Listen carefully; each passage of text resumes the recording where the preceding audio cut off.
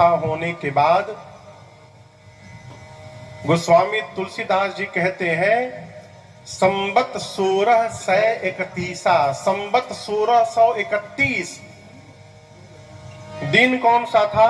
नौमी वार, नौमी भौमवार मधुमासा, नौमी तिथि चैत्र मास शुक्ल पक्ष, नौमी तिथि दिन मंगलवार का, भौमवार यानी मंगलवार का। अवधपुरी यह चरित प्रकाशा, भगवान श्री राम का अवतार हुआ चैत्र मास शुक्ल पक्ष नौमी तिथि दिन मंगलवार दोपहर 12 बजे।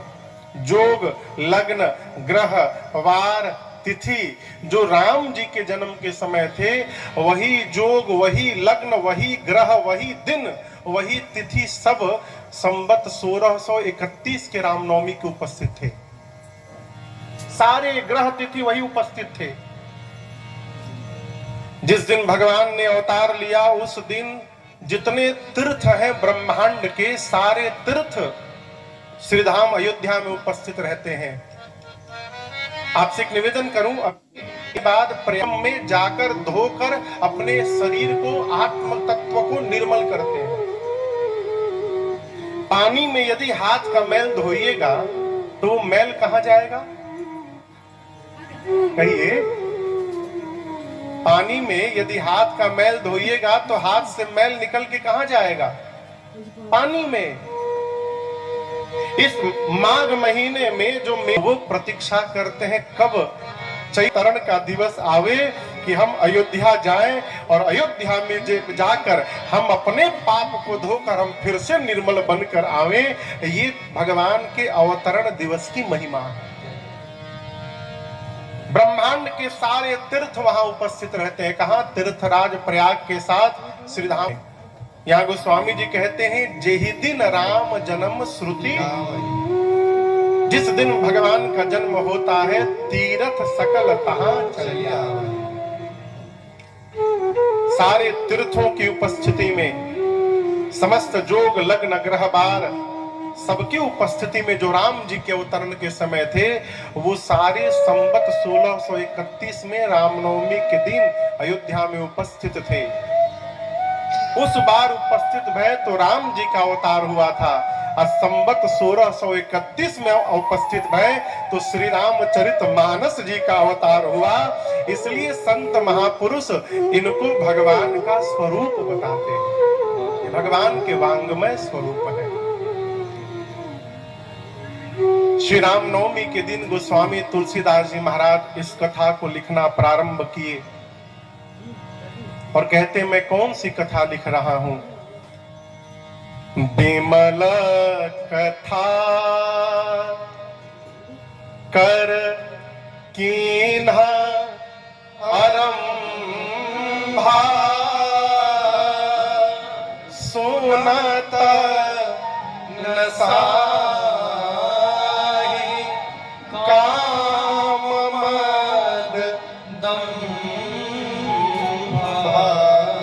गोस्वामी जी कहते हैं मैं जिस कथा को गाने जा रहा हूं ये कथा बिमल कथा है।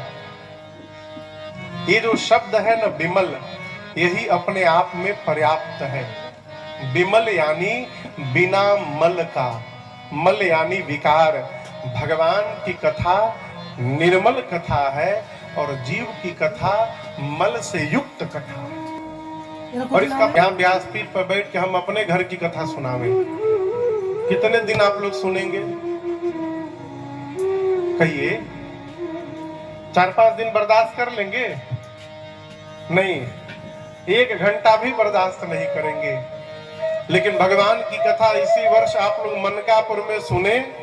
बीच में कई महापुरुष आए हैं, सुनने के बाद हमारा मन भी निर्मल हो जाता है और जीव की कथा हमारे मन को विकार से लिप्त कर देता है। ये मूल अंतर है। गोस्वामी जी कहते हैं मैं जिस कथा को गाने जा रहा हूं ये भगवान की कथा जीव के मन को विकार से रहित बना देती है। सुनत न साहि काम मद दंभा। लेकिन आपसे एक बात कहूं, कई लोग ऐसे भी हैं समाज में, क्षमा करिएगा यदि कोई हो तो, शहर में कोई भी कथा हो, एक दिन भी नागा नहीं होते भी हैं, लेकिन अभिमान समाप्त नहीं हो पा रहा है? अभिमान मिटने का नाम नहीं ले रहा है साहब। ये क्या है? इसका केवल और केवल एक अर्थ है, क्षमा पूर्वक कहना चाहता हूं, कथा पांडाल में हमारा शरीर केवल बैठता है, हमारा मन वहां नहीं बैठता है। मन बैठेगा तब न निर्मल होगा साहब, मन तो बाहर घूम रहा है? फ्री में दवाई मिल जाए ना, फ्री में, तो आदमी के खात नहीं है, फ्रिज के ऊपर रख देता है, अलमारी में रख देता है, फ्री में मिल जाए। और जौन दवाई के रुपया टेटी से निकाल के खर्चा करके लाता है ना, उसको घड़ी की सुई से मिला मिला के दवाई खाता है आदमी। ठीक ना? ये दवाई है, इसको पाने का स्वभाव बनाइए। हम लोग बहुत पहले एक भजन गाते थे, है किसके जीवन का? हमारे नहीं, आपके भी जीवन का।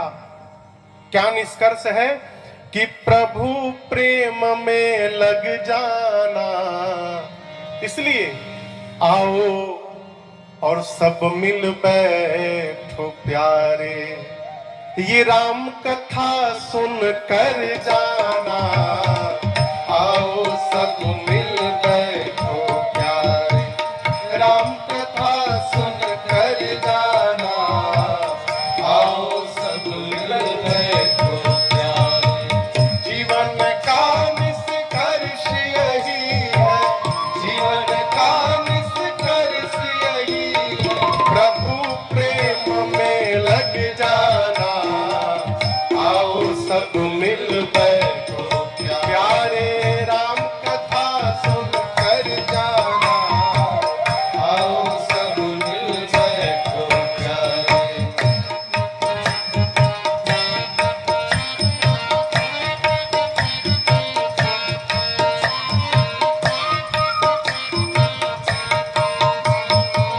राम कथा की पावन गंगा निर्मल बहती जाए हो, निर्मल बहती जाए हो, निर्मल बहती जाए। सुनने से प्रेम भक्ति की पावन लहरें भीतर तक लहराए हो, भीतर तक लहराए हो, भीतर तक लहराए।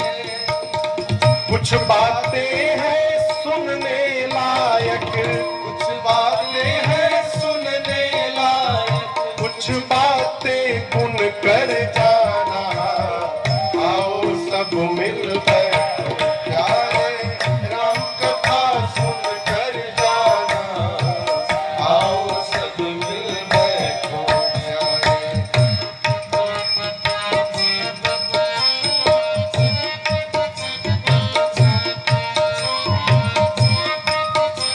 कथा क्यों सुनी जाए?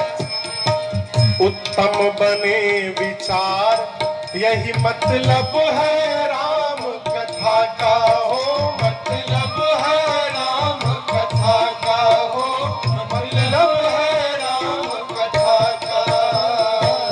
औरों की पीड़ा का हो, मन में आभास व्यथा का हो, मन में आभास व्यथा का हो, मन में आभास व्यथा का। कुल परिवार ओढ़ ले प्यारे, कुल परिवार ओढ़ ले प्यारे, वो चादर बुन कर जाना, आओ सब मिल बैठो प्यारे, राम कथा सुन कर जाना, आओ सब मिल बैठो प्यारे, राम कथा सुन कर जाना, आओ सब मिल बैठो प्यारे।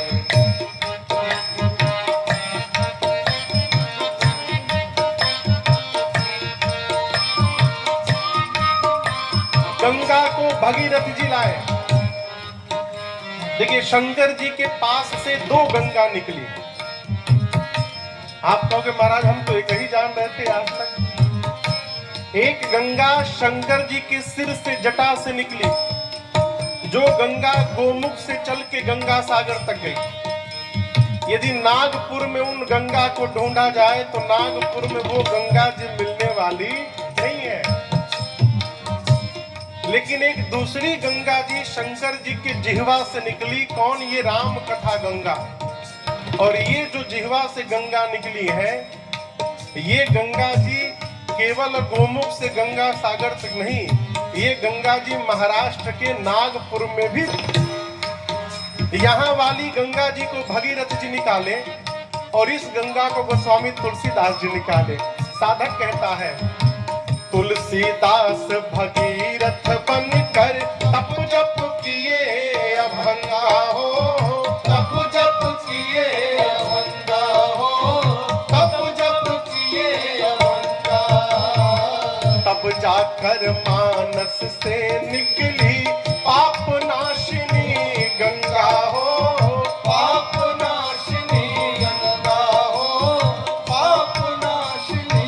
इस गंगा में राम कथा गंगा में राजन, राम कथा गंगा में राजन, तिरते तिरते तर जाना। आओ सब मिल बैठो जाए, राम कथा सुन कर जाना। आओ सब मिल बैठो जाए, जीवन का निष्कर्ष यही है, जीवन का निष्कर्ष यही है, प्रभु प्रेम में लग जाना। आओ सब मिल बैठो जाए, राम कथा सुन कर जाना।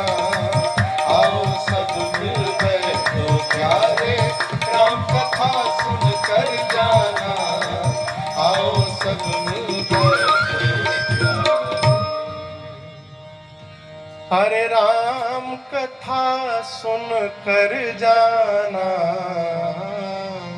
आओ सब मिल बैठो प्यारे। राम जी से नाता जोड़ने का स्वभाव बनाइए। भोजपुरी समझ में आती है आप लोगों को? तब तो ठीक है बात। आर केहू ना बिगाड़